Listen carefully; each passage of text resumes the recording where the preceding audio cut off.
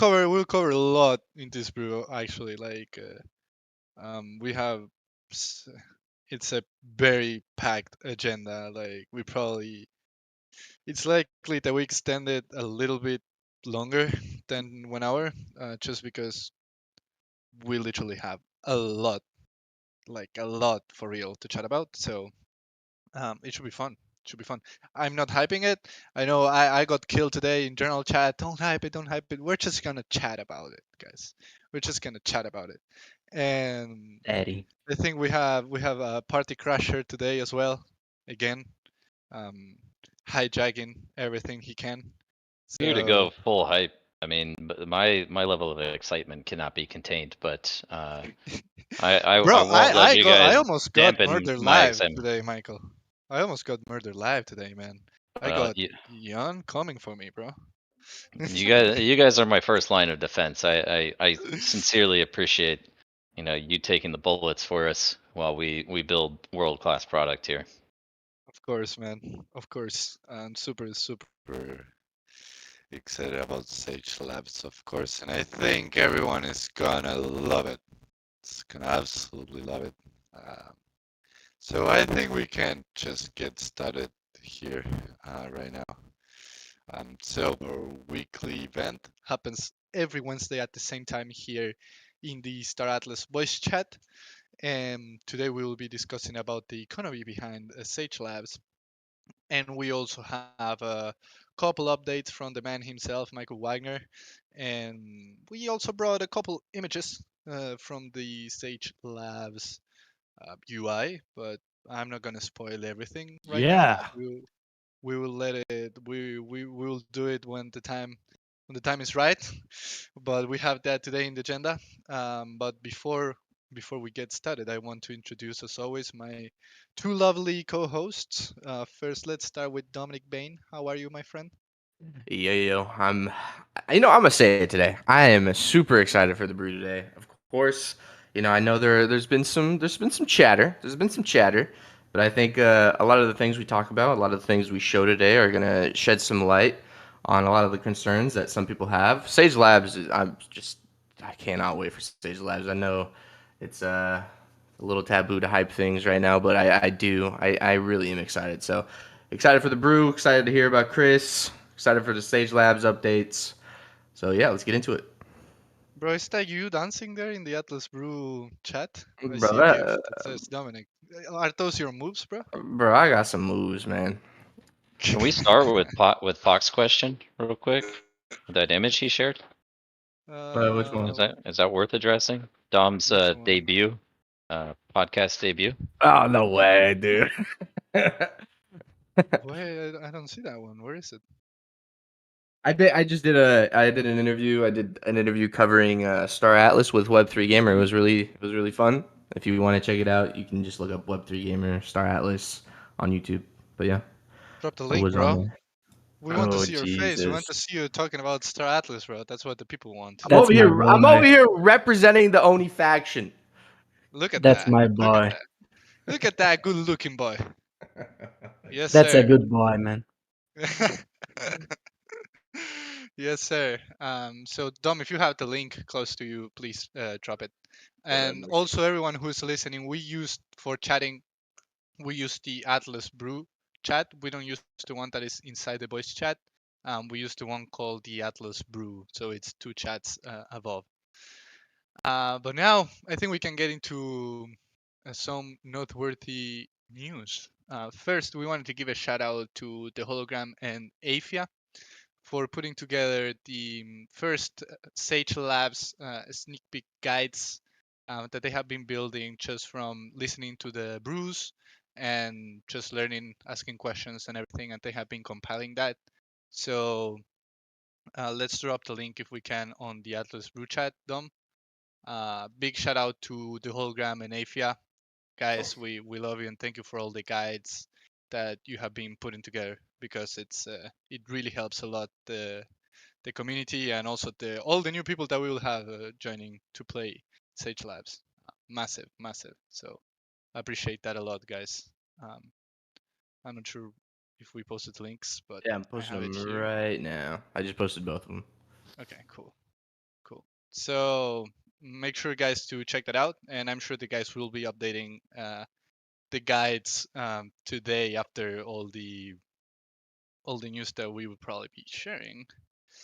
But yeah, another thing is our MoonPay integration. We wanted to highlight that as well. You can now basically purchase anything on the Star Atlas marketplace directly with credit card. So yeah, guys, it's massive. And I've It's actually used that. I'm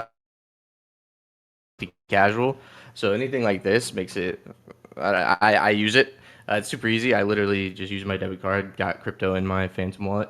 So massive. I've used MoonPay. It was pretty easy. I've seen someone who was using Canadian dollars have some issues with the slippage, but for me, fees were pretty low. So use it, but make sure you're looking at the fees to make sure that it actually makes sense for you.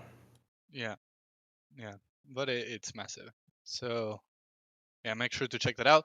Also, we have the ship config v2 patch notes. Dom, is there anything you want to mention about those? I know Oh, the team has been paying a lot of attention to it and a lot of fixes and everything based on community feedback. So big shout out to Chip and team.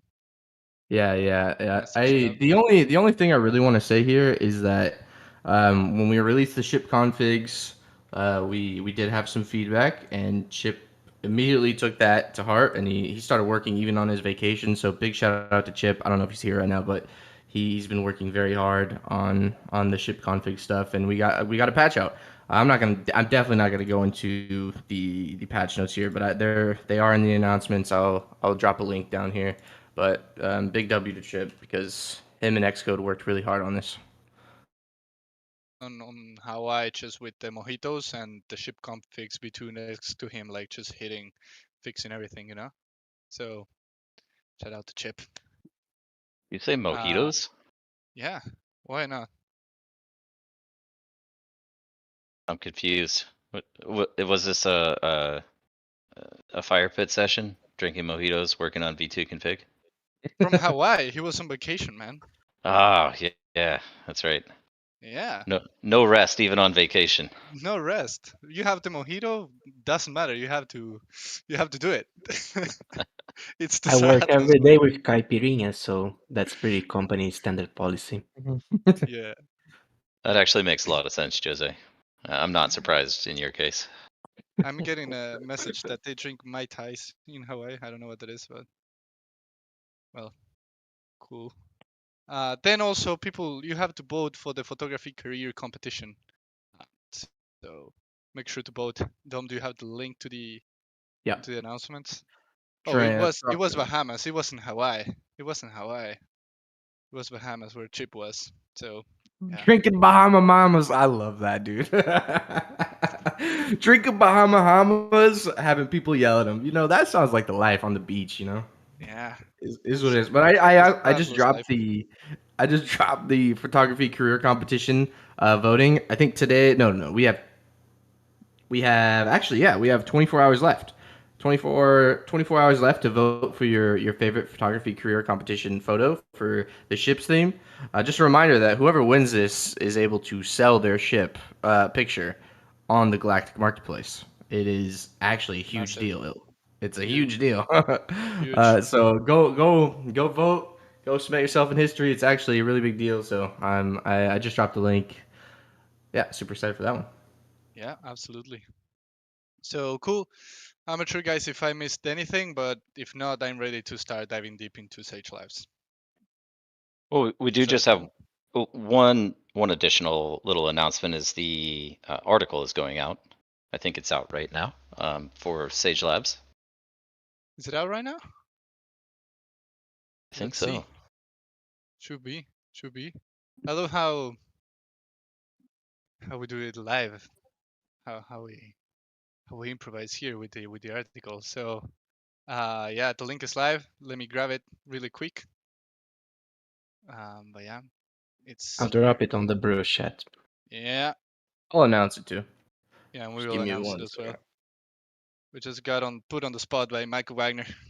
We Well, I love it. told the guys I don't like an agenda, so we do everything live here, and I probably threw that way out of order, but That's how we roll. Absolutely, you did, but we still love you. Absolutely. It's more fun this way, guys. You know. Yeah, Yeah, for the for sure, yeah. for sure. Yeah. So now we're gonna throw you under the bus, Michael. I'm joking. Mhm. But let's start talking about the about Sage Labs. So Michael, you have a couple updates for us, and I think we also maybe we have some images as well. We do have some images we're going to share. Yeah, I mean, let's jump right into timing because that's what everybody is waiting to hear. I will be the first to tell you we did make the decision to push this out another couple of weeks. We are looking at probably the last week of August, maybe going into September. We'll see. I just want to make it perfectly clear to kind of save the community team. Don't start, shooting bullets at them right away. These are always estimates, guys. Always estimates. I don't know how many times I've emphasized that. We're giving you the absolute best guess that we have at the time that we share any information around dates. But with all that being said, what we are looking to release with Sage Labs towards the end of the month, or again going into September, is going to be 20 times better than what we initially outlined for you guys. As the team does, they refuse to deliver anything that's subpar quality. They don't half-ass anything. It's always best in class, and so putting that polish on does take time. And along with the Sage Labs release, we're coordinating this with a number of additional features. We've talked about a bunch of these already, but let me just refresh everyone on that. And for anyone that's new in the audience, sharing the new information with you. But you're getting Sage Labs, the full economic system and gameplay loops. You are getting the profile system on the back end. I did actually mean to check on this, and I'm going to check with the team while we're on the brew. But the new profile system is going to be the basis for your Star Atlas account going into the future. Star Atlas account is this permission system that allows you to not only manage multiple profiles, multiple wallets, multiple characters or avatars, but also establish permissions across those wallets so you can do things like use your ledger and still support auto sign of transactions, which we know is a major feature for convenience for you all, as we do advocate for using cold storage hardware wallet. At the same time, we want you to be able to enjoy a gameplay session without clicking, hundreds of times and breaking your Ledger wallet. So that profile system is going to be working on the back end now, and will be forward compatible when we roll out the Star Atlas account system, which is next in the priority list in our own development roadmap. In addition to that, we're adding Atlas Fee Payer. So this is the system that allows you to pay all of your fees within the Star Atlas ecosystem with Atlas only. You won't need to hold a balance of Sol. And this works not only for transactions or game actions that you're taking, like movement or extraction, the crafting systems, moving items to inventory, and the profile system itself. And this will extend to other features like combat in the future. But it also accounts for what is called the Solana rent fee. Anytime you have a new account in your wallet representing a token or a smart contract, you will need to pay a rent fee. And this Atlas Fee Payer is going to be capable of accommodating that for you as well. And how that works is we essentially cover all of those Solana costs for you as a proxy, and you simply pay us the Atlas. And so this is something we're super excited about, eliminating the need to carry this Solana balance and just the service that's being provided to you by Automata. So, and of course, a key part of the lab's release is this golden ticket raffle system. That's going to be coming online with your ability to craft these golden tickets, and then finally just ending with the release of StarPath V2, the referral system integrated with BuddyLink, full Web3 on-chain referral system that allows you to earn 25% of revenue on primary market sales. Your referees do get a 10% discount when they use your link to purchase an item from primary. And then beyond that, you also get 25% of any secondary peer-to-peer revenue that's generated. So this would apply specifically to the royalty fee program that's in place, and it would be 25% of the fee that goes to Automata. And just a quick example, I think most people probably already know this, but it is at the top level, it's 6%, 2% goes to the DAO, 4% goes to Automata. So you would get 25% of that 4% that goes to Automata. And then that program, that 25% commission rate runs for 1 year per referral. The clock starts when your referee makes their initial purchase, and you would get 25% of any revenue generated from them for 1 year. But if you refer someone new in a month and they buy something, then the clock would start ticking on that user as well. So beyond the 1 year, it goes down to a lifetime or perpetual rev share of 5% on that user. So all of these things are coming online. I'm obviously very excited about all of these, and I do think we're going to jump into a few images here just to showcase for you some of the dramatic changes that we've made to the UI and the UX, which is partially contributing to extending this out, but we also just want to make sure that the backend's all tightened up and dialed in. We're talking real money on mainnet, so it's incredibly important to us that what we deliver is bug and exploit free, and that you guys will all have a good time and have safe assets when you're playing with us. Yeah. So Dom I did just dropped the welcome screen. Before it was interesting, graphic design is my passion, if you will. I did And it. I did it. It was me who did it, Tom. It was me, yeah, bro. I think these UI updates are definitely worth the wait. I will say, for sure. I'll post them again. Yeah, we just posted the before and after for the first screen in the Atlas Brew chat, in case people want to go and check it out.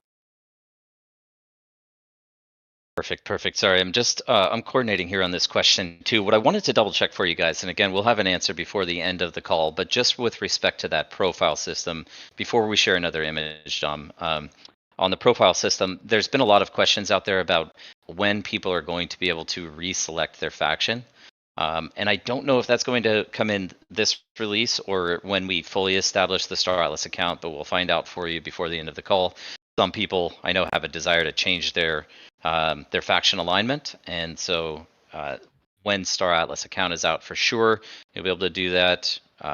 And actually, just got confirmation that when you log into Labs for the first time, well, we're 99% sure when you log into Labs for the first time, you create your profile, you'll be able to reselect faction at that point. Very cool. Okay, let's jump back to the pictures because that's the fun stuff. So, Dom, you already covered it, but this is the landing page. This is what you guys saw before. The image on the left in our dev environment, and then the new image when you're going in to select the particular game that you want to play and create your profile. All right, we're going with the next images. And I just want to say, if you guys thought we were only bringing the front page, you are gravely mistaken. Of course, we got you guys covered. Here's the next images.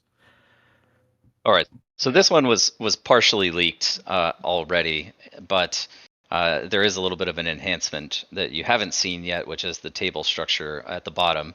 But this was your dashboard. So when you're logging into Sage Labs, you're going to want an overview, a summary of where all of your assets exist across the entire galaxy.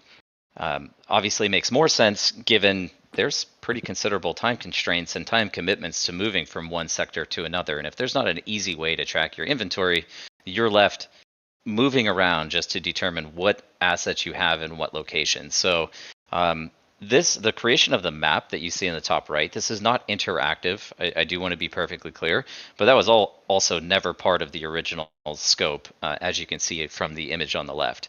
With this map, you'll have highlighted where all of your assets exist. And what you hadn't seen before is that table at the bottom with the fleets, your resources, your crafting processes, your mining operations. A major quality of life improvement that we're bringing to Sage Labs that would not have existed is the ability to quick jump between those locations. Now, your assets can't quick jump between those, but if you are currently operating with a fleet on say Mud 7 as it's highlighted here, but you need to get to Mud 11. Well, you'll know what exists at that location, and you'll be able to fast travel with your, call it your avatar, if you will, and go manage the processes at that location. One other Yeah. point I want to make here is that you're not able to manage all of the processes from any individual location. You do need to go to the starbase where those assets exist, or where those crafting processes are taking place. But this is like the super fast way of being able to manage all of these operations across Gallia. Yeah, and also I just wanted to add that all across Gallia you will find a lot of lore as well. Every place you travel to. Um, so it's gonna Yeah, be really nice experience. And shout out to Jose on that one. And also, uh, Michael, let me give a shout out to Jeff as well. Yeah. I see him in the audience, and I would like to get some W's in the chat also for Jeff. He has been crushing it with the UI design and really working extra hours to get this as soon as possible to the community. So, absolute legend. Let's get some W's in the chat for Jeff. Extra Uh, hours is an understatement, by the way. I don't Very think big shout out to Jeff. I don't think Jeff has slept in 3 weeks. He's been nonstop, guys, pulling together a ton of requests for us, even across marketing materials, but also working on this UI UX redesign. For those that don't know, Jeff is my brother. We often get in heated arguments, as brothers do, and he's been a major force to be reckoned with in some of the redesigns that we knew would take a little bit longer to get done, but he's also deeply experienced in UI UX design, and the net result here is going to be a significantly better experience for everyone. So big thanks, Jeff, for putting in all the extra time, man. Absolutely crushing it on these designs. Awesome. The better We have Wagner. more picks. Whoa, dude, the better Wagner? Oh, the better Wagner. Just kidding. Yeah, we have some more picks. I'm shooting the next one right now. All right, what do we got here? Okay, so the mud starting zone, again, management. This is when we start to get into a little bit more detail. So the previous image we showed was the dashboard. That's the galactic view of everything that's going on. This image here is once you get into any one of those specific zones, being able to manage, again, the different activities that you can participate in. That's moving ships in and out of the starbase so that you can then leverage your crew in the crafting process. It's managing the hangar space. It's managing your inventories there. Again, just a major improvement to the way that looks and feels. And I did want to mention that lore. And Jose, you did an amazing job, man, pulling together some incredible lore. I don't know that we're going to make the lore all available on this first release. Maybe maybe a little survey to the community if they'd rather wait a day or two extra for all of the lore, or if they just want the game out. But you'll see in the top right of the new image the lore little square icon.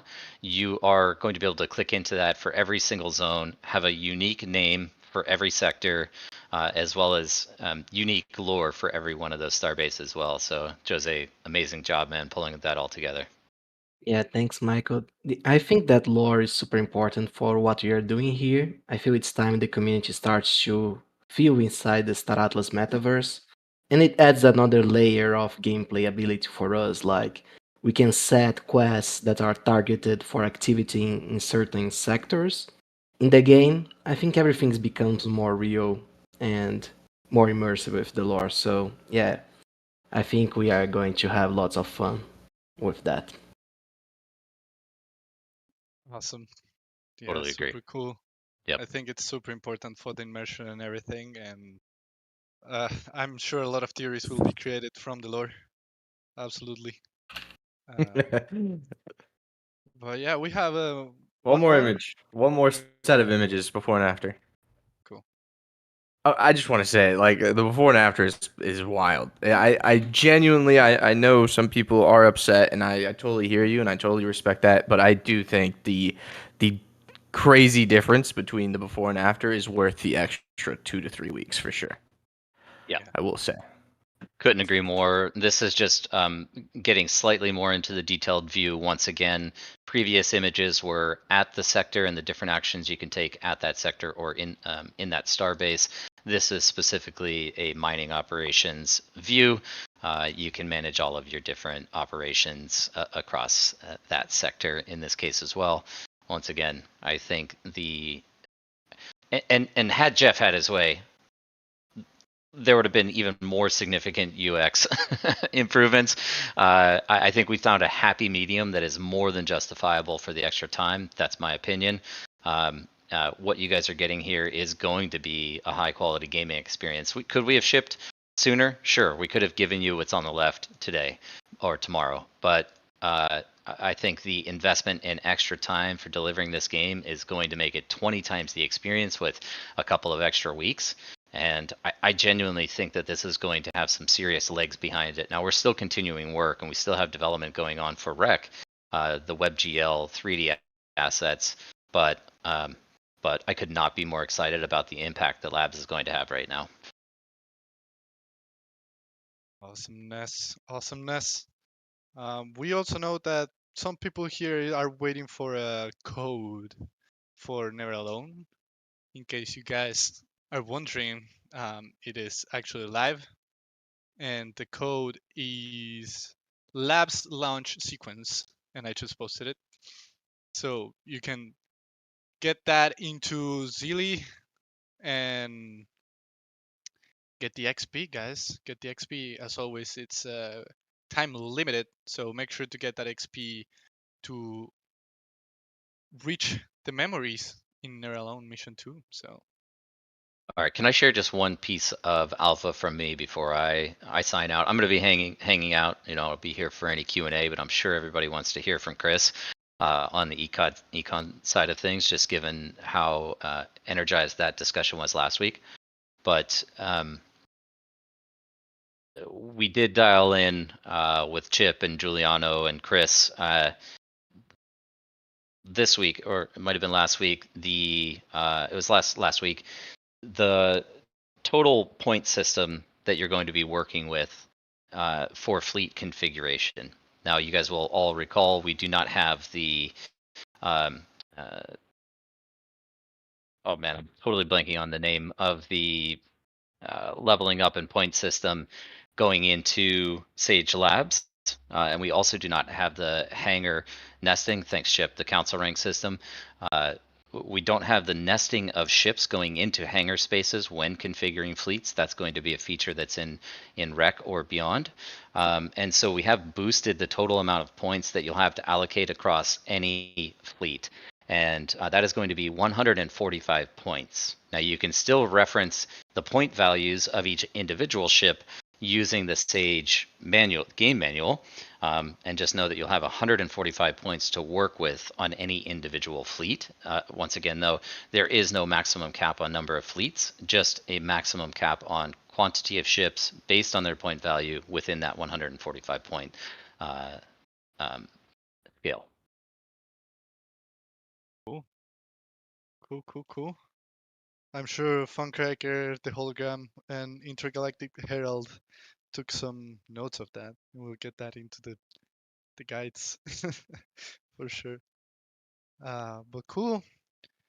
I think now we can move to the main topic today. As you guys know, we had the Sage Labs Econ Brew last week, and there were a lot of questions and just a lot of things also we couldn't get into just because of time. So we got Chris today with us. Chris was very kind to join again and to 2 weeks in a row. 2 weeks in a row. Yeah, respect. We love you, Main man Chris. Chris. Yeah. You guys are so kind. Yeah, without further ado, Chris, welcome man again to the brew, my friend. It's always great to have you here. Yeah, thank you for having me as always. Yeah, there was a bit. I think we went for like an hour and 30 minutes last time, hour and 45 minutes. So hopefully we can mostly just do a little bit more of kind of Q&A. I wanted to also cover a couple of FAQs from this past week, the questions that I thought were most important, and I wanted to touch on. If we get through all of that, and we feel like we have a little bit of time left, so first of all, we have kind of a surprise at the end. That I'm pretty excited about. Just kind of a fun little treat for the community, and then also. I'd love to do some theory crafting around Atlas emissions and Sage.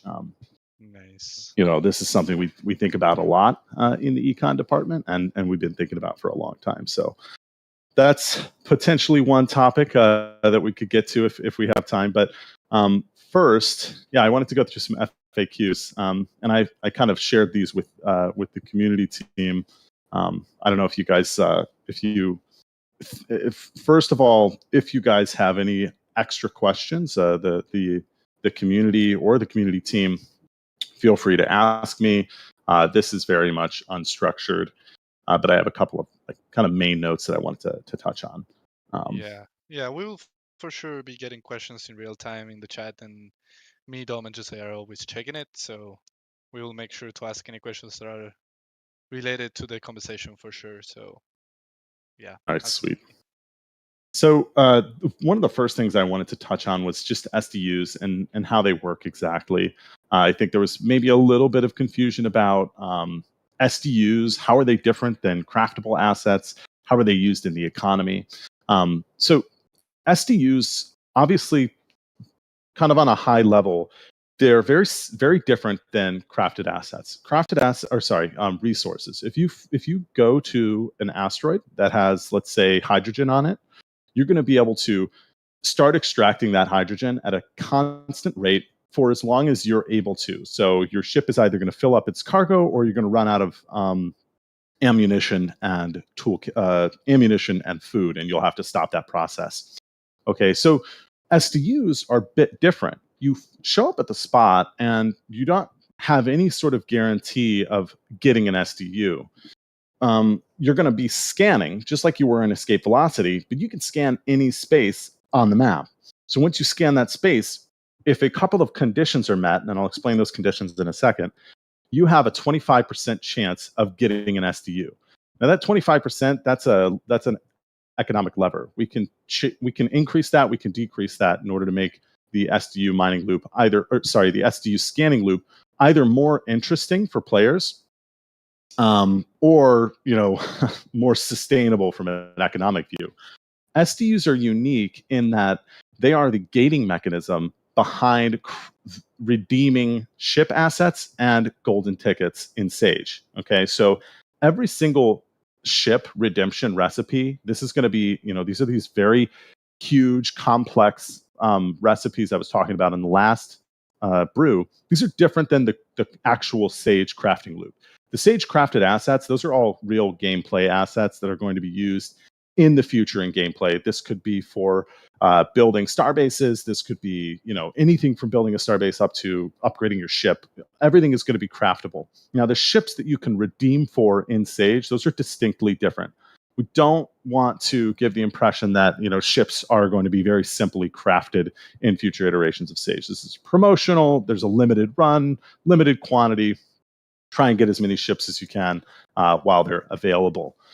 So ships and and golden tickets both require SDUs in their recipes. So first question, why do we do that? The reason we did that is because, let's say people are just crafting way faster than we ever anticipated. They're generating materials. They're operating 18 hours a day. Just way higher levels of excitement and interest in Sage Labs than we saw in Escape Velocity. SDUs allow us to, using probability and a couple of other levers, kind of hard cap the amount of ships that can leave the ecosystem or that can be redeemed for. So if SDUs are required in every single one of those crafting recipes, we can kind of use those as a governor. Now, we obviously want to balance the whole economy so that there's not a ton of extra crafted assets sitting around. If, for every recipe that somebody completes for a Fimble air bike, if there are, half of that many SDUs available, half the required SDUs for a Fimble air bike, we kind of have a problem. And it's going to be up to us to determine, is that a problem with game economy design, or is that a problem with the labor force? And I promised I wouldn't get into a discussion of labor forces today, but okay, I'm gonna talk about it in a little bit. I'll get into kind of a labor force and what the player decisions mean for the output of the Sage Labs economy. Okay, so I've kind of given you an overview of the SDU. What is it? Why do we have it? Now, we have it for this economic reason, but it's also a really interesting gameplay mechanic.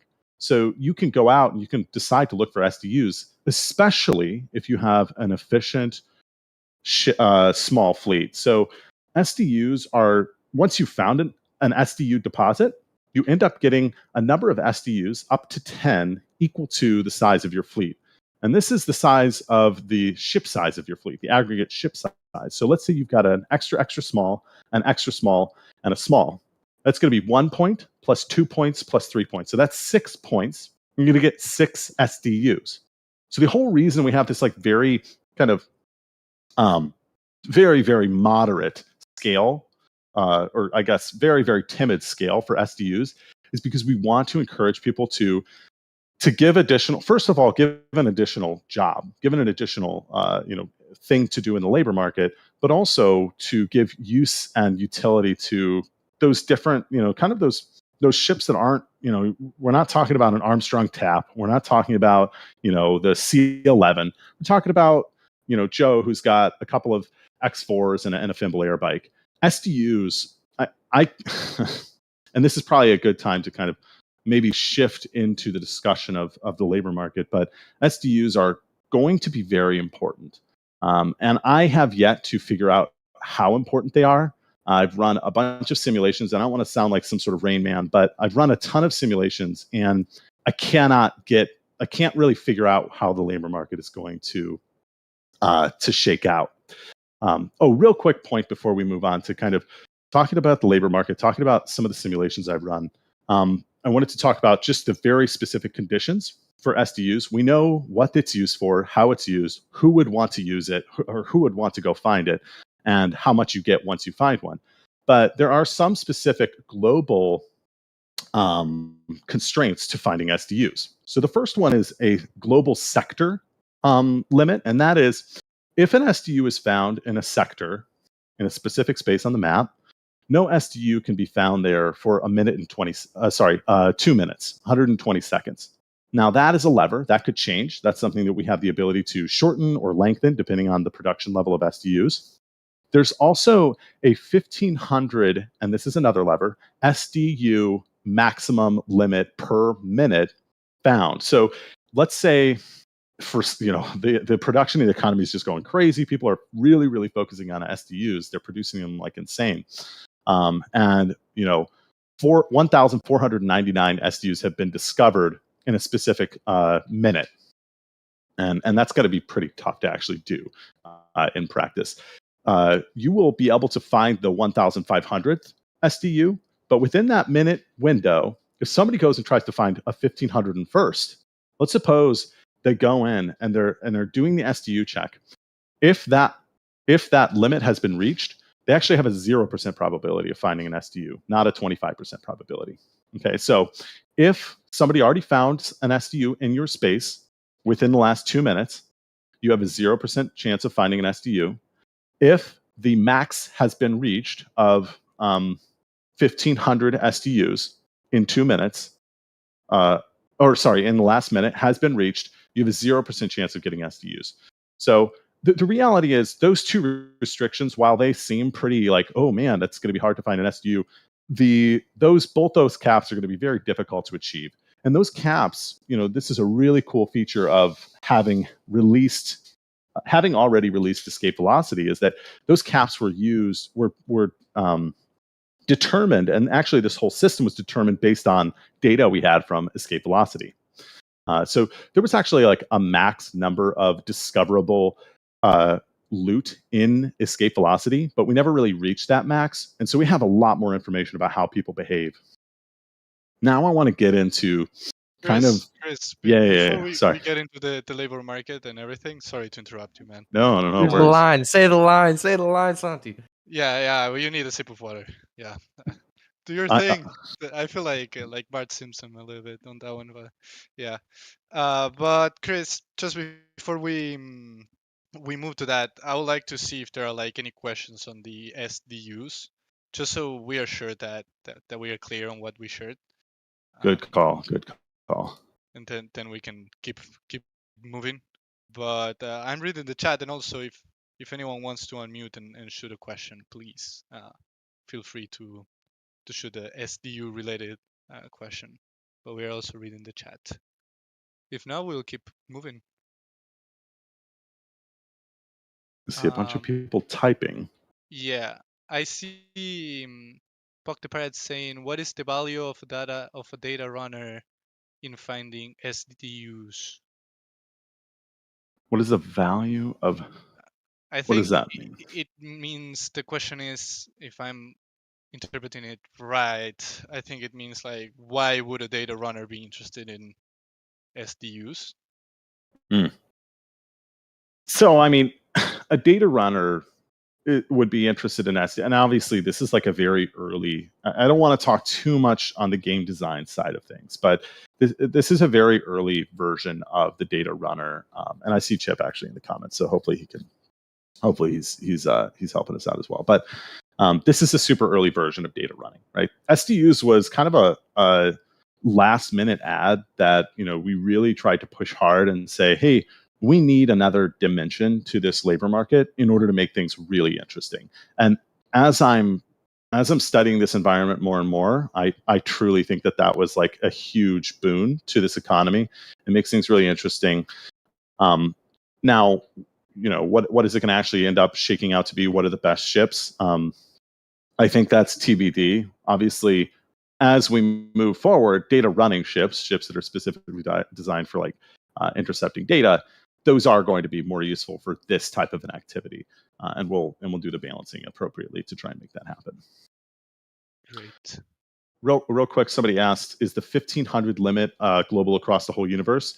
Yes. So the 1500 per minute is a global universe level lever, and then the 2-minute like cooldown or whatever per sector, that is a global per sector. So when I say global, just like applies to all players, and then per sector. So for a specific sector, has an SDU been found in the last 2 minutes? If no, okay, you get a 25% chance of scanning. If yes, 0% chance of scanning of discovering an SDU. And then there are, of course, like your own personal fleet characteristics. Like if you there's a scan cooldown, there's a time to travel. So you've got to like if you try to scan before your before your scanner's cooled off, you're not going to be able to find an SDU. You won't even be able to execute that action, just like an escape velocity.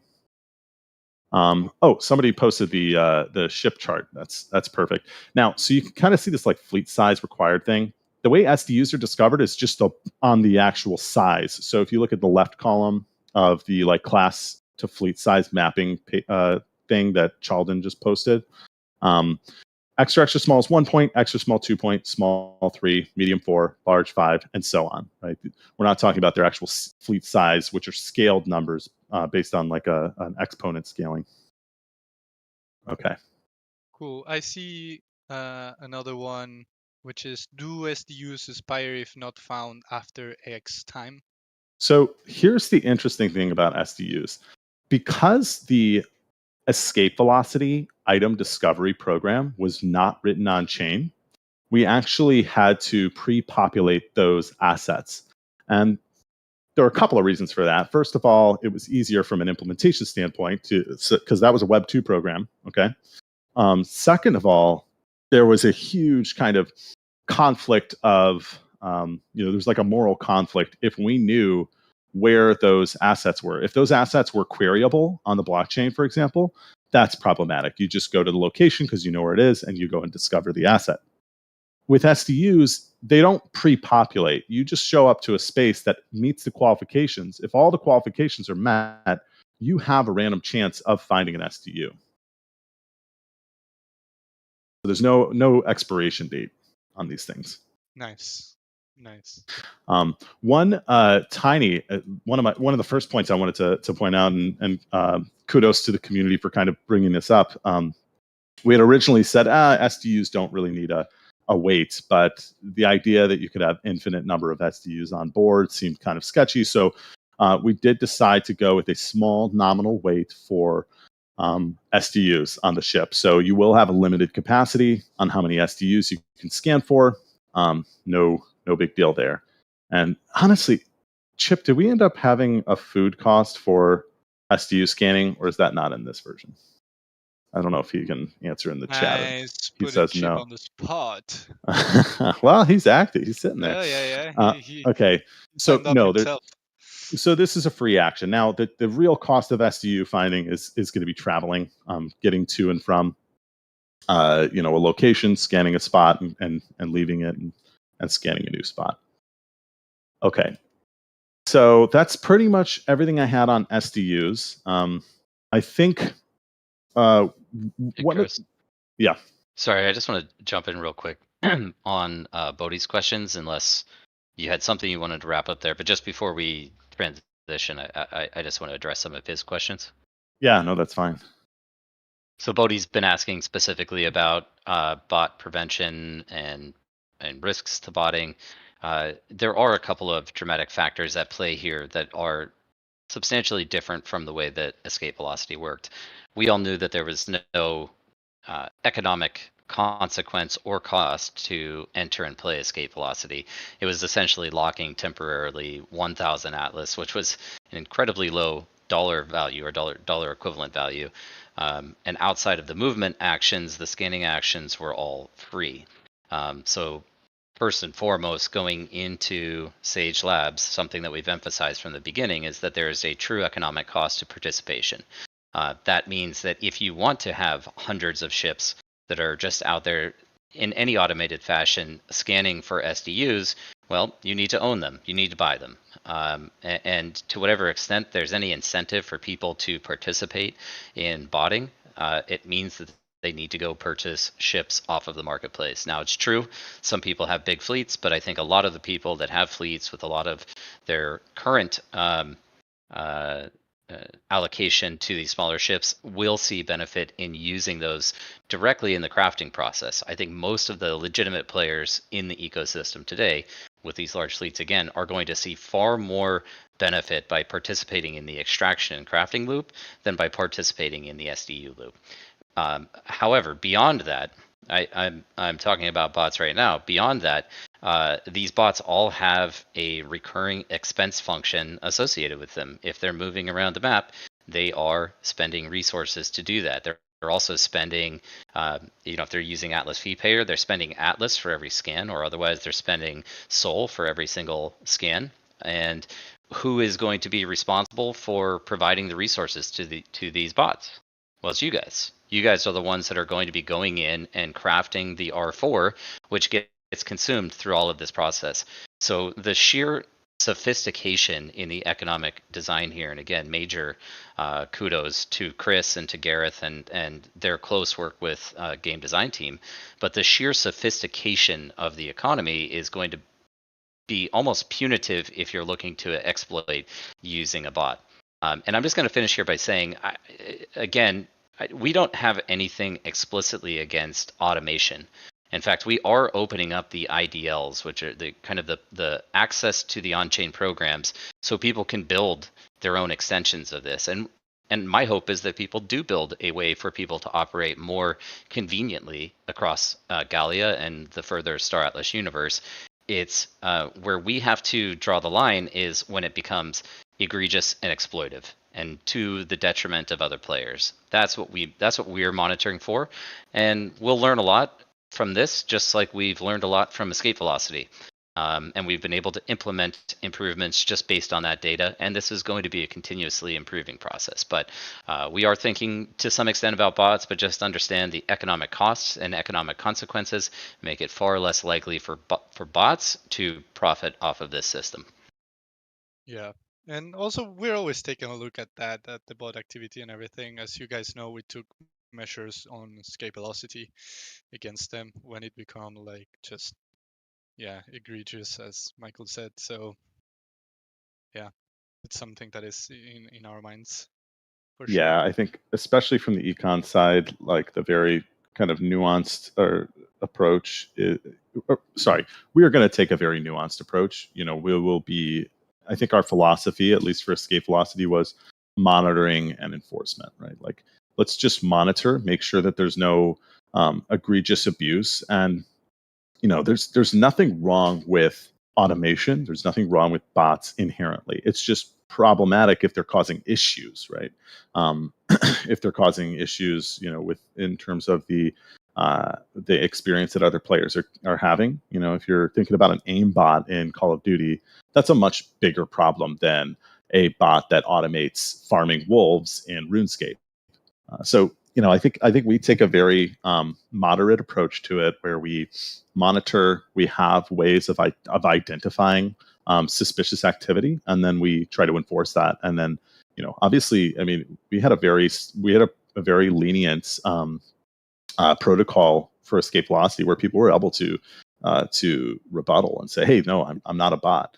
But we didn't we didn't see a lot of people coming out. We were able to correctly identify those bots. But yeah. Oh, yeah, and talking about aimbot, that is what Dom used to use in Call of Duty, by the way. Just so everyone knows. Used to. Just no way you just said that, bro. Just I'm the best gamer in this voice chat right now. Oh my I don't know, gosh. man. I remember carrying you in more than a few comp Destiny 2 matches. Are we doing this right now? Are we doing this right now? Because I will. hey, everybody get back on track. Get in your lanes. We're talking. Chris, take it away, quick. We're talking economics. I don't care about your Let's get back into guys' the economics. Let's get back into the economics. Let's talk about the Fair point. missions, Chris. your What do you ship think? measuring contest. All right. There. So one question that came up that I thought was pretty important to address is there any dependency for resource extraction on specific locations? So, for example, when I say dependencies on player count. So if there are 1,000 players on some asteroid in the mud zone, does that limit or throttle the amount of emission for that resource? And the answer is no. Now, from a gameplay perspective, we might explore this someday, but on the econ side, I'm going to explain why this isn't a problem. There are a fixed number of ships and a fixed number of players in our economy, and there's a lot to produce. If people are like forcing or hogging a spot or sitting on a spot, always think about the next best use of or the next best alternative, or really the opportunity cost. Every single action you take in Sage Labs comes with a pretty hefty opportunity cost.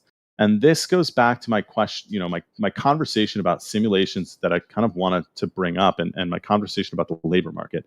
I could care less if everybody in the economy decides that they want to sit on a plot and like mine iron ore. That's fine, because there's no SDUs being produced. There's no biomass being produced. There's no hydrogen. There's a whole bunch of stuff that is not being produced, and the economy is going to reel from that. And everybody who's sitting on that plot is going to start to scatter out to make sure that they're covering all their bases. Okay, so every time something becomes problematic in one dimension, or I guess every time somebody overfocuses, the economy overfocuses on one dimension, that's not breaking the game. It's just creating some sort of scarcity or some sort of issue in another part of the economy. And it's up for people like the different guilds and very, very intelligent and smart players to identify those inefficiencies and go and say, hey, nobody's focusing on SDUs. I think SDUs are about to become very valuable. I'm going to go out and I'm going to try and gather as many SDUs as I can, because there's a huge undersupply in the marketplace, and I'm going to supply those to the people once this shortage is realized. So for now, from an economic lens, there's not really an inherent issue with an unthrottled resource production because of the opportunity cost. If we had unlimited ships and we had anybody could spin up 1 billion ships, then it's problematic, because then the entire economy can do everything that it needs 100%. But we don't have that. And there's costs associated with everything. And then, of course, there is the final kind of production side of this. The closed loop that we incorporated into this version of Sage is the ship redemption and golden ticket. Okay, so that is kind of how we close this economy loop. Without that, the economy loop is not closed. There's just production and there's no consumption. But with that loop, there's consumption. And if people decide to start hoarding resources, those assets are going to become even more valuable. And so, people are going to start to sell things for more expensive prices, and then people are going to sell that kind of like hoarded resources into the marketplace. So there's always going to be a market. There's a closed economy loop. We shouldn't see any if we see blatant exploitation, we can try to address that on a case-by-case basis in terms of, actually, there's kind of a loophole here that we didn't identify. But no dependency or kind of throttling of resources for resource extraction. Okay, good. No question. Just praise from Rome, from Zamsor. That's my favorite type of question. Is just boosting my ego. Okay. Yeah, they're waiting for the analogies, man. I'm just putting that pressure on you. Where's the rat? Where's the cheese, man? I've got an analogy. It's not a very exciting one. I wanted to really quick address how does crafting work exactly, some of the idiosyncrasies there. There's been a bit of confusion. I just wanted to kind of go through it, lay everything out. So real quick, with respect to crew can divide crafting time per crew member proportionally to the number of crew member, only to the point of the minimum crafting time. So the example that we've had is like, okay, you've got, let's say you want to craft 100 food, and you've put your biomass in to craft the 100 food, and you have one crew member devoted to that crafting recipe. Food takes 1 second to craft. So that whole crafting recipe is going to take 100 seconds because you have 100 food. If you add 2 crew, it's going to take 50 seconds. Okay, so 3 crew, it's going to take 33 seconds, and so on. Once you get to 100 crew, it's going to take 1 second for those 100 assets to craft. Now, what happens if you add 101st crew? Does that reduce the time from 1 to less than 1? No, it doesn't. The minimum amount of time that a recipe can take is the minimum amount of time that specific recipe per asset can be crafted in. So my advice, never commit more crew to a recipe or to a crafting process than actual recipes you have. So if you've got 50 recipes in there, 50 copies, I suppose, don't put in 100 crew. It's not going to make your recipe craft any faster than if you had 50 crew in there. Take notes, guys. This is some real. So that's kind of the crew thing. Now, in terms of the actual crafting process, there's been some questions about timing, and if I stop and if I leave, what happens. So all extraction and crafting processes start and are only stopped when one of two things happens. First, if your ship, for example, you're extracting, runs out of fuel, runs out of food or ammo, the process will stop, and then whatever you extracted will get put into your bay, into your cargo. Or if you actually choose to stop the process, that'll stop the process. So an analogy is the Minecraft oven. So you can stick the materials into a Minecraft oven, and it will keep going until one of two things happens. You either take the fuel out of the oven, and that will stop the process, or it runs out of fuel and it stops the process. So those are two ways that you can stop. My understanding from the engineering side of things is that as long as, or let's say you've got a crafting process that's going to last 100 minutes or maybe 1,000 minutes, and you say, okay, I'm going to go cook breakfast or something. You can leave the computer. You can log off. My understanding of the blockchain side of things, if there's a blockchain engineer here who can yell at me if that's wrong, please do so. But that's the last thing I heard. Okay, so craft oven. I think I'm happy with that. Any questions on crafting? Stuff like this. I see. There was a people. Do we need to? do we need to separate our crew from our ships, or is that automatically going to happen? That's probably more the game design side, but you're going to have kind of an allocation from processes. Now, you need a minimum of one ship to actually fly a ship around, or sorry, one crew in order to fly a ship around. I think that's kind of the basic functionality in Sage right now. So let's say you've got, okay, so Chip says you need to disband your fleet first to have the crew available for crafting. So you basically have to commit the crew, and then you do need one crew to fly your ship around. So my guess is that most on the kind of game design side, there was a question further up. Chris, how will passenger module bonuses affect fleet crew crafting bonuses? That is a good question. I don't think there's anything in this version. I could be wrong, but I don't think there's anything in this version of Sage Labs.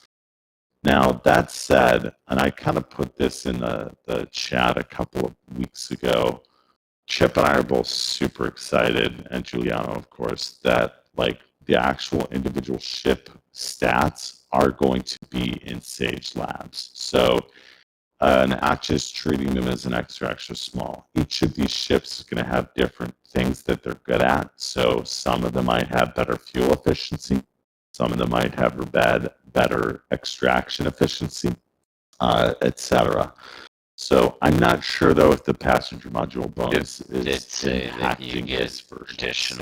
additional Okay. crew with the passenger module. Okay, sweet. So which you can sweet. then use So the to passenger craft. module is going to give kind of an additional crew bonus, which will obviously impact crafting. So it's kind of exciting that we have so many debated in Sage Labs. I think that's really cool. Obviously, none of the like combat modules are impacting Sage Labs just yet because we don't have combat. But okay, any other questions? I don't really see anything else.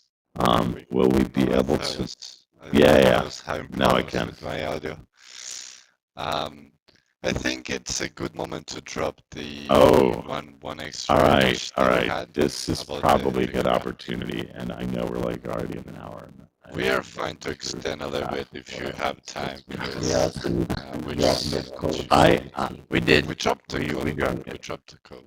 Yeah, let's share that image since we're on the topic of crew and crafting and extracting.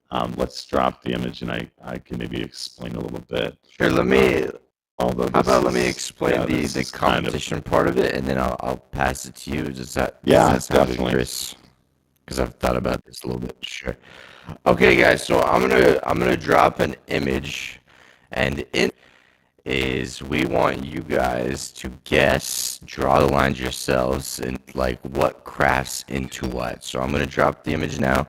We gave you the first arrow free, and we're gonna be updating it with arrows every Wednesday during the ad. I want to make this a friendly competition with some prizes. So draw the lines yourself, and then send me your rendition of what you think the lines look like in my DMs and your official submission. I'm doing this all manual, baby. 200 people to DM you, bro. Like you realize what you just did.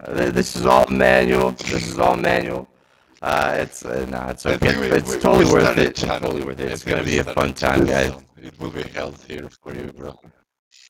Point is draw your own lines here. We'll be updating it with more and more lines as the weeks go on, leading up to the end of August. It's good. Like I said, it's gonna be really fun. Guess yourself. We can play along together, and it's a good way to reveal what crafts into what. But the image is posted. Yeah, I mean, I think this challenge is like too easy. Especially, I think we should have like thrown in some bonus materials that don't exist in Sage Labs. Scrambled everything. But you guys can participate in this. I'm just kidding. No, I like this. I like this visual is super sweet. This is another one of those things that's been done by by Michael's brother in the last like. This is literally like, but yeah, this is a sweet visualization.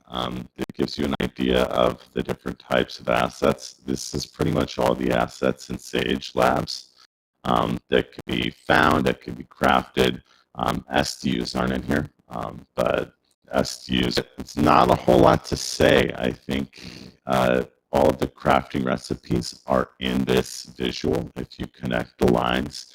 And I guess one thing that you can kind of visually see here is that idea of layers. So you look at some of these assets farther to the right. Maybe they require intermediary goods, so they're not just going to be composed of the R9 to the left. They're going to be composed of like. Okay, sweet. Yeah, and I don't know if there are any questions on that, but yeah, the idea was to give you guys something kind of fun to look at that had to do with the economy. Can we show them the work that Dom did on this before it got the polish? We didn't get it before. Lord have mercy. Why we gotta put me on blast trying? Yeah, no, I think there's that's not needed by anybody. No, come on. Dom did a good job, man. You got it into a great place to have the polish completed. But no need to post. We should definitely show what Chip posted. Does anybody have what? Tom, Tom's got it. Oh, we wanted to? Oh God! Here, let me see if I just want people to see the whole working process from start to finish, what it really takes to get to these things that we ship for you guys. Is it? Hold on, let me just make sure I'm sending the right one. Is it this one that I just sent you? That's the one. There's a question. There's only R7 on the left, and that's true. There's faction crystals. There are actually 3 faction crystals, so that's actually R9. So to the left, you see faction crystal. That's going to be agent of space is going to have its own unique crystal. So that's why we only see one art asset there. So guys, less than 24 hours ago, we had this image, and we turned that into the full competition plus infographic for you. This turned into my shitty Photoshop skills, and then it turned into Jeff's amazing Photoshop skills. All right, Fun Cracker. Shout out to Jeff. How will the programs know I left 50 crew behind at a starbase and fly with one crew member on my C11 to mine? I'm a little confused by that question. You can't do that. Like, how will yeah, Chip just mentioned too. So you have to, your entire crew has to be on your ship when you. Okay, so you have to have the full number of crew, not just one. Yeah. Unbelievable that you guys thought that this would be possible. Shame. Did Dom just say he drew that image in Photoshop? This was before my shitty Photoshop rendition. There's 3 stages to this. There's levels to this. Crafting is going to be even more brutal. So this is perhaps a good opportunity to talk about opportunity costs and specialization and trade-offs. One of the things that I've noticed is that I give the model. So, what kind of behavior are people focusing on? The outcome is just wildly different. So, if people start to focus too much on one resource, then it creates a market. So, for example, like I started to run some. So you have kind of two layers of this economy. What are people extracting, and what are people crafting? There's a bunch of different ways you can model that in terms of randomly creating those and then bringing them back to the starbases and crafting with those, or are they targeting specific resources? So, for example, are you mining as much food as, are you spending as much time mining food as you are mining copper ore? Kind of vary the degree of intensity by which people are mining each of the different resources. So this involves giving each resource kind of a preference weight for the environment. And basically, I cannot have this chat open.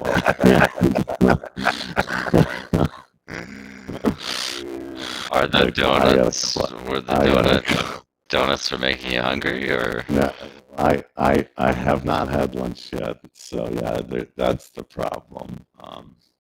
Okay, what the hell was I talking? This is much more degenerate than I thought it was going to be. Okay, so so let's take STUs for example. When you have to account for the fact that you either are searching for STUs or you're producing, that is a pretty dramatic there's pretty dramatic impact from that decision. Let's say we had all the small ships focusing on producing SDUs and big ships focused on producing assets, which is going to be a pretty significant imbalance actually in the marketplace, because there's going to be too much crafted assets. There's going to be too much resources in the economy relative to the SDUs. So what you're going to actually probably, I have no idea, and this is partially speculation, but you're probably going to end up needing to, people are going to, it could be worthwhile to use your ship that might have an apps balance in the economy. It has a comparative advantage in finding SDUs. What do I mean by that? You can have an absolute advantage in everything. You could have one ship that's best at creating has everything. It's the bomb. That doesn't mean that it is going to focus on every single thing in the economy. It means it's going to focus on something that it has a comparative advantage of. And that means it could be the case that because of this imbalance, this is wild speculation, but I wouldn't be surprised if we lived in a world where STUs are being discovered by capital ships, large ships, medium ships, because if we only say, oh, little ships are going to go find assets that are being crafted. So when you go and try to do your redemption for your golden ticket, you're going to say, I've got a lot of this resource, but I don't have enough SDUs. And what's that going to mean for the economy? That until that deficit is met. And in the meantime, the price of SDUs is going to go crazy. Now, this could go the same way for every single resource in the economy. It just doesn't have to just be SDUs. I could be talking to you. The point is, it's going to be up to the player base to create this vibrant and efficient labor market. Focus on the important things. Focus on what is, what's lacking in the economy right now, and go and do that thing. Labor economics question. This is a macroeconomics question. And ultimately, the market is going to lead us to the answer, right? If all of a sudden the price of SDUs goes up, everybody's going to start producing SDUs. If all of a sudden the price of crystal lattice goes up, everybody's going to start producing crystal lattice. Sure that this is fun. We don't want it to be so insanely kind of cutthroat and wild with the price fluctuations that nobody can make heads or tails of the economy. So we want to create a kind of a market, diversification and specialization of specific your comparative advantage, but also relatively stable. We don't want things going out of whack. The very fun to look at these kind of look at these simulations and see like, okay, in this parameterization, the production of golden tickets on a daily basis is 28,000, and in this parameterization, it's 102, and it's like, wow, come difference in outcomes based purely on what the kind of what the labor market composition looks like and the decisions of the players, makes this a really fascinating problem for us to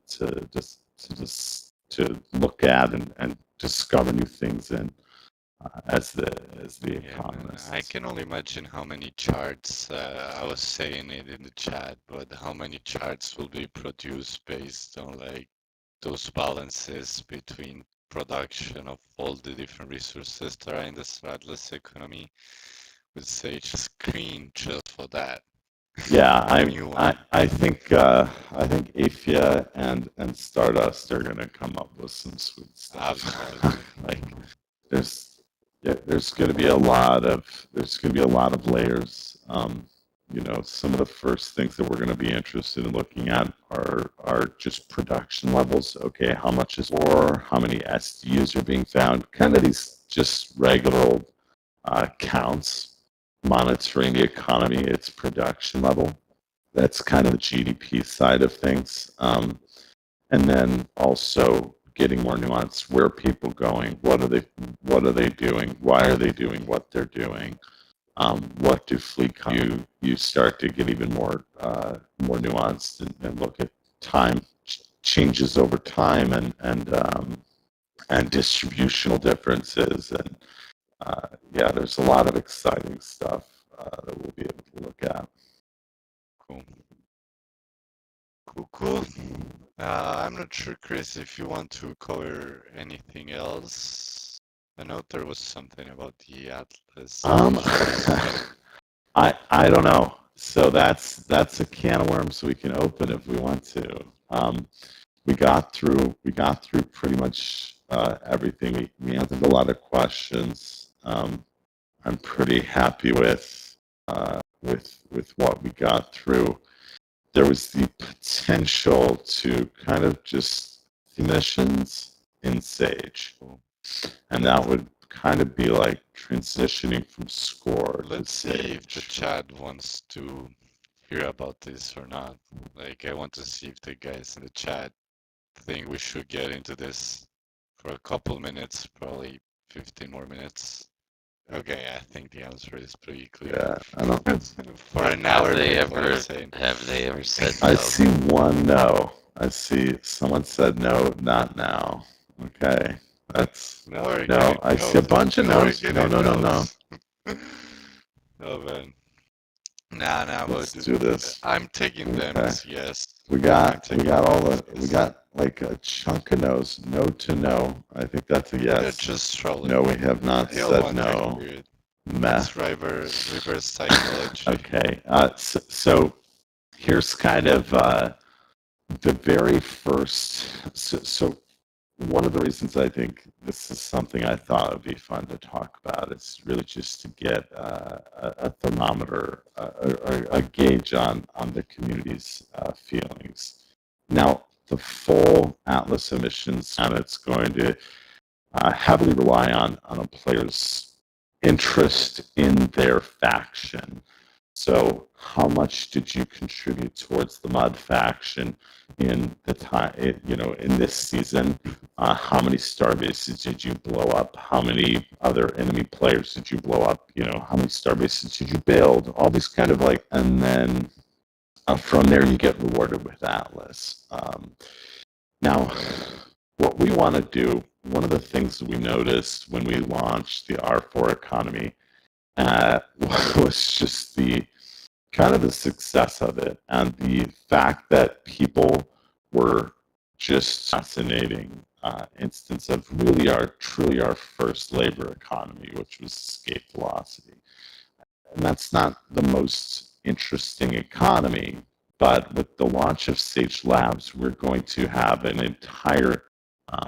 There was one kind of concern that I think was expressed in the chat over the last week about R4 prices and R4 in score. And I wanted to, keep people rest assured, like you're going to have R4 in Sage, at least at this point, is going to be substantial.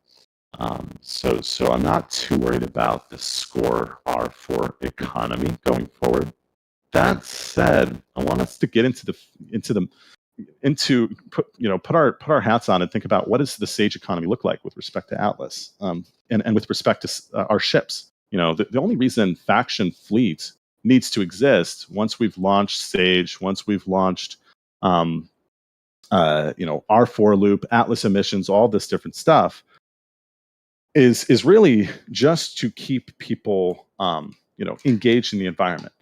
We have a whole bunch of we have a diverse group of people in our economy, and we want to make sure that they're all happy. We assume that everybody who's in our economy has an interest in playing the ultimate game of Star Atlas, whether that's Sage or the UE5 game. But we also understand that economics move slowly sometimes, and people with maybe huge fleets in score are not as eager to move their, maybe they have like 5 commanders. Maybe they're not as interested in moving these giant ships into Sage right away. So we want to be sensitive to that. But what we think is a really cool way of introducing Atlas earnings into Sage is actually through the redemption program. So we would just add a line to the to the redemption table. So right now there are a couple of ships. There's a CSS plot. There's some different things in the redemption table. There's a golden ticket in the redemption table. We're considering essentially adding a line to that redemption table that in one way or another comes in the form of Atlas. Now, there are a bunch of different ways we can do this, but what it does is it allows people to say, whoa, I not only am producing assets and potentially earning in Sage through my asset production and my SDU production and my crafting, but I'm also just straight up getting Atlas. So the decision of, do I want to play Sage with my ship or leave my ship idling in score is no longer there. Now they say, well, if I play Sage, I can get Atlas, which is very important for our economy to grow. So now the decision to move into Sage is much more easy, and it's a really nice kind of casual way for us to introduce Sage Atlas earnings and motivate people to move from score to Sage. That would, that's the faction fleet side of things. The claim stake side of things is not as developed. So in Sage, so we don't want to shut down score completely because we still have claim stakes sitting in there that don't have functionality. But ultimately, we want people to start thinking about Sage as the main use case for their ships. We want people to get away from thinking of score as their main use case. So I kind of just dumped there. I'm going to start looking back through the comments to see if there's anything productive in here. Yeah, Doesn't I involve think donuts. only positive comments I saw. But just to be Well- clear, this was a Theorycraft dump, right, Chris? Yes, this is all like very, very early. Like, okay, here's a way we could do it. Just thinking about things, ways that we can do it without adding, like a complicated system, because the main system is going to be the main system is going to be that LP player progression system, which obviously we don't have yet. I just want to add 3 points to that, Chris. One, through the golden ticket system, while we're still defining that loot table, there is an intention to include Atlas in the golden ticket raffle process, and we'll finalize those numbers. But 2, the way we were thinking about this is more of a buyer of last resort, if you will. I'm not sure if we want to go into that language, Chris, but effectively the idea is that you could redeem your components for a fixed amount of Atlas, but in theory there's going to be demand that would outpace whatever that lowest price is that the council is willing to purchase it at. So it would still be in competition with other players, and it would arguably be a lower emission of Atlas than had someone else just purchased it from you, but then it is a guaranteed avenue to liquidate crafted components for Atlas. But what I really wanted to address, because people are saying no more Atlas earnings until there's more uses for it. I mean, there are a couple of Atlas syncs already built into Sage Labs, which includes the crafting fees themselves and the respawning fees all going directly to the DAO. But what you guys have to bear in mind is that people are making the decision between Faction Fleet / Score and Sage Labs. And so the more people that move out of Score, the lower the emissions of Atlas from Score, right? So it's not that there would be duplicative generation of Atlas. It is replacing one Atlas emission pool with some level of Atlas emissions within Sage Lab. So just wanted to make that all perfectly clear for everyone. Absolutely. And I actually just added a comment in response to that question of, are we just adding a bunch of Atlas into the ecosystem? No, this would be a one-to-one trade-off, really, or as close to one-to-one as we can get. Cool.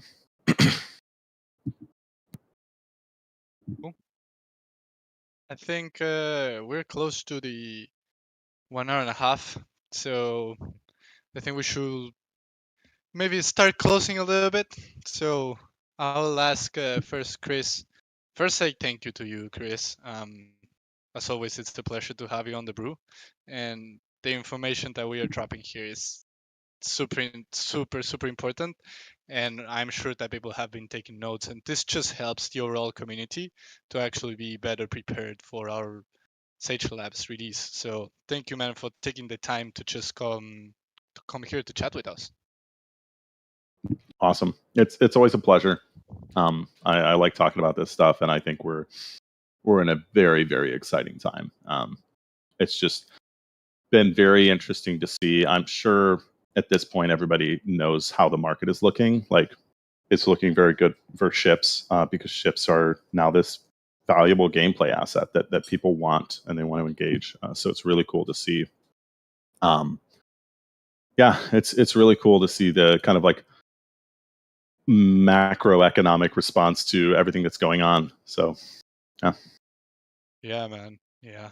And see it in real time, like as well, like the community just also being part of it, being part of the whole development process, even going as far as theory crafting things that we may do.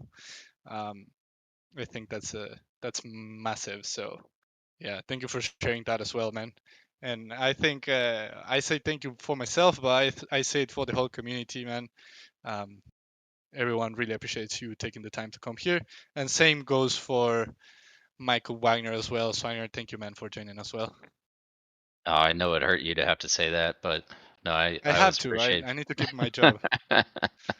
I always enjoy spending time with you guys. The brews have been fun the last couple of weeks. I've been happy to have been able to join.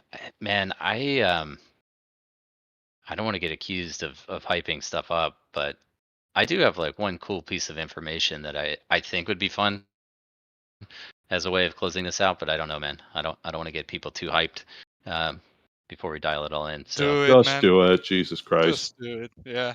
Enough You with the want pomp and It's circumstance. the typical. I have a secret, but I can't tell you. Just do it, bro. yeah. What is it, man?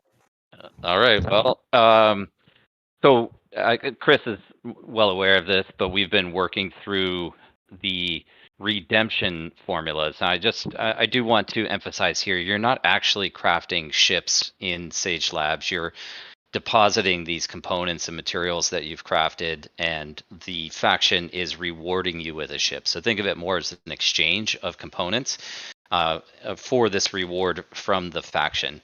In the future, we'll have extensive blueprints and ship crafting come into effect, but that's not how it works today. But as we were discussing this, we did think about a fun way to introduce some new ships. I won't share what the specific ships are, but we're thinking 2 or 3 ships that will only ever be craftable. I'm saying craftable, but again, redeemed. They'll still be subject to the same. Well, one, they'll still be categorized as Gen 1 ships. So like the ships that you guys are buying on Primary today, those are Gen 1 ships. In the future, when crafting formulas come out and you're able to craft new ships, Any user generated or crafted ship will be Gen 2 or later. These will still be considered Gen 1 ships. They will be subject to a maximum total supply, but we will never sell them. They'll never be sold by Automata into the market. So the only way that they can be created or brought into the universe is by having players use these formulas and craft them. So Huge. Huge. Yo, what kind of what ship can I redeem these for? Give me Yeah. one. Come on. I'm trying out here. You want one? You want one? Let's see. One in the chat if you want to see, if you want to hear one. Oh yeah. Ooh. I can't follow this, but I think it's one. I think they we're in. Oh my gosh. All right, so I'll do you one better. There is a large fighter ship that we're looking at releasing alongside this, and I'll just have you guys know there's only one large fighter class ship on the market today. That's the Ogriga Thripid. But the name I will share, we've already sold the first version of this. It's the Thimble Mamba, and we're looking at making the Mamba X the crafting exclusive as well. Ooh. Nice. Let's go, dude. Let's go, man. Are you sure it's not the Fimble Swag Mobile? I- Swagmobile. The That's the end, Swagmobile? that's end game content. You guys weren't supposed to share that. And dude, look at that thing. Yeah. The- I'm not sure how they got it, man. That was ultra secret. Man, that's pretty crazy though. You could redeem resources for a exclusive ship that you can only get through Sage Labs, and we will not sell it. Is that all right? Well, Yeah, that's so what I'm going for. and I mean it is race conditions, right? Because it'd be first come first serve. Let's just say the total future supply would be 100, a random number, but just say it's 100. Well, the first 100 people to redeem their component formulas for one of these ships gets one minted. Once the 100 are gone and they're fully minted out, then that would just not be an option anymore, because these are not blueprints. This is not crafting ships. This is a redemption process. Can I push my luck and see how many Fimble Mamba X's there are, or is that something that we should wait for? I don't even have the number on that right now. I'm sure we could give you an estimate, but we'll publish some more information about it later. Cool. Cool. Exciting Cool. stuff. Yeah. Yeah, that was some alpha right there. But also, guys, for the challenge for the crafting recipes, make sure to post it in the new channel that we created called Sage Labs Crafting Challenge, which is right below the Atlas Brew one. So we don't just kill Dominic with DMs and yeah. So we just created that channel just for that. It's temporary, so make sure to post your pictures in there. Nope. He said DM me. Okay. Anyone who wants to DM Dom, DM him, but also post it there because it's not gonna count if you don't post it there. Please don't So, DM me yeah. anymore. It was a mistake. I didn't mean to. Okay, cool guys. So anything to close, Dom, Jose? Well, yeah, and just send Dom Michael? a DM if you want to know the name of the other ships. Oh my gosh. I'm joking. We're not sharing it. We're not sharing it. I mean that's basically he approved me. He approved me, by the way. Everyone heard it, right? Yeah, but you don't even know what they are, man. Oh, I know one of them. Oh, I know one of them, and I have the perfect thing for it. Oh man. That's funny. Cool. We just destroyed Dom's DMs, so GG's Dom. But I feel like this is a good way to close the brew. As you know, you can also go now to Sealy and claim your XP from the quest. The code is labs launch sequence and it's pinned in the channel. And make sure to participate in the crafting recipes challenge by sending your picture in there. But other than that, I feel like we can close. Oh, also make sure to come to next week's brew. It's a TBD, but we are very likely going to chat a little bit about the lore that is going to be going into Sage Labs. So if you're interested in getting some insights into the lore for Sage Labs, we'll probably add more stuff to that brew because there's a lot that we have to chat about. But if you're interested in lore, make sure to mark as interested in the event that I just shared in the Atlas Brew chat. So we will see you next Wednesday. Um, Nothing else, I think, on my end. If Michael, Chris, Dom, anyone, Jose has anything to say, No, if not, we can close. I think it was a really really good brew. Appreciate Michael, appreciate Chris, appreciate you guys coming. Like Santi said, we made a Sage Labs crafting challenge Discord channel.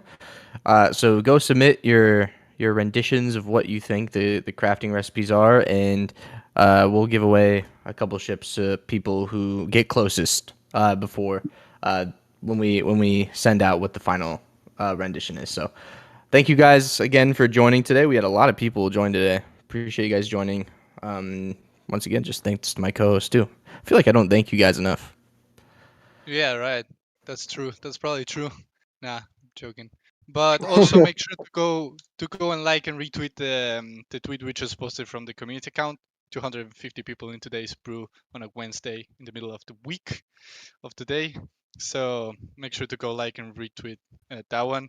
But with that said, see you next Wednesday, guys, and thank you all for joining. This was the Atlas Brew number 75. Ciao, ciao. Cheers, guys. Cheers. Thank you. Hi, everyone. Thank you. Bye bye. Thanks.